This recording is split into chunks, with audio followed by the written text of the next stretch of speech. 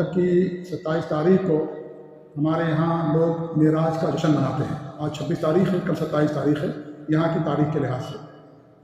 معراج کا جشن مناتے ہیں، گھروں کو سجاتے ہیں، مسجدوں کو سجاتے ہیں، خصوصی دعاؤں کا، عبادتوں کا اہتمام کرتے ہیں، قرآن کی تلاوت یا اور دیگر عبادات کا اہتمام کرتے ہیں۔ کچھ لوگ ایسے پائے جاتے ہیں۔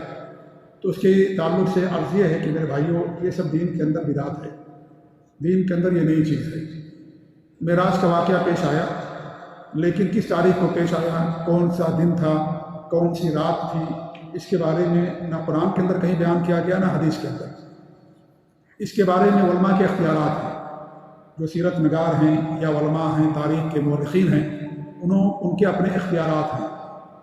شیخ علامہ صفی الرحمن مبارک پوری رحمۃ اللہ علیہ نے اس کے تعلق سے 6 اقوال بیان کیے ہیں کہ یہ معراج کا واقعہ کس تاریخ کو پیش آیا۔ 6 اقوال بیان کیے، کسی کی کوئی دلیل نہیں ہے، لوگوں نے اندازے کے لحاظ سے یہ بیان کیا ہے کہ فلاں تاریخ کو یہ واقعہ پیش آیا، فلاں تاریخ کو پیش آیا، لیکن نہ قرآن کے اندر کوئی صراحت ہے، وضاحت ہے، نہ کسی حدیث کے اندر اس کے تعلق سے کوئی صراحت موجود ہے۔ علماء کے اپنے اپنے اقوال ہیں، اور جب معراج اور اسراء کا ذکر میں نے آپ کے سامنے کیا تھا تو یہ سارے اقوال میں نے پیش کیے تھے کہ علامہ صفی الرحمن مبارک پوری رحمۃ اللہ علیہ نے رحیق المختوم کے اندر علماء کے 6 اقوال بیان کیے ہیں کہ کس تاریخ کو یہ واقعہ پیش آیا۔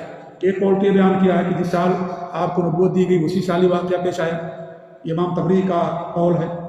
دوسرا قول یہ کہ نبوت کے 5ویں سال 5 سال کے بعد معراج کا واقعہ پیش آیا، اسے امام نووی نے، امام قرطبی نے راجح قرار دیا ہے۔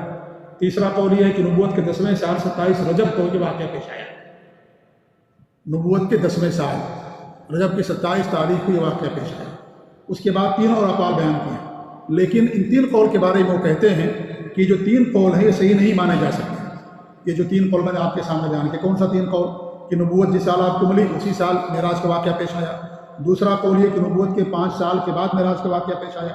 تیسرا قول یہ کہ نبوت کے 10ویں سال رجب کی 27 تاریخ کو یہ واقعہ پیش آیا۔ مولانا صفی الرحمن مبارک رحمۃ اللہ علیہ بیان کرتے ہیں کہ یہ تینوں قول صحیح نہیں مانے جا سکتے۔ کیوں؟ انہوں نے دلیل یہ دی ہے کہ حضرت خدیجہ رضی اللہ تعالیٰ عنہ کی وفات 5 جو نمازیں فرض ہوئی ہیں اس سے پہلے ہوئی تھی۔ جب تک حضرت خدیجہ زندہ تھی معراج کا واقعہ پیش نہیں آیا تھا، ان کی وفات کے بعد پیش آیا، اور معراج کے اندر نماز فرض ہوئی ہے، اور اس پر سب کا اتفاق ہے کہ نماز پنجگانہ کی فرضیت معراج کی رات ہوئی ہے، اس سے پہلے نماز فرض نہیں تھی۔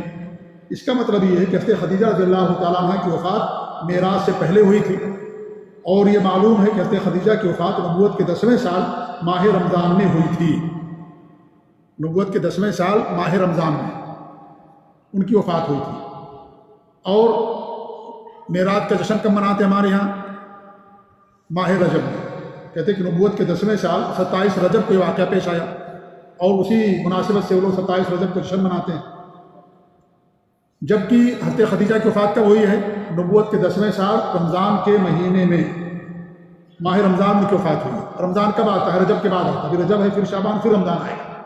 تو اس سے معلوم ہوتا ہے کہ معراج کا جو واقعہ ہے یہ 27 رجب کو پیش نہیں آیا ہے نبوت کے 10ویں سال، بلکہ اس کے بعد جو 3 اقوال انہوں نے پیش کیا ہے وہ کہتے ہیں ان تینوں میں سے کوئی بھی کون صحیح ہے اس کے بارے میں ہمارے پاس کوئی دلیل موجود نہیں ہے۔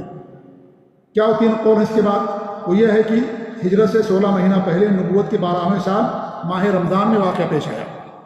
ایک قول یہ ہے کہ نبوت کے یعنی 12ویں سال ہجرت سے جو ہے 16 مہینہ پہلے نبوت کے 12ویں سال ماہ رمضان کے اندر واقعہ پیش آیا۔ کیوں وہ کہتے ہیں؟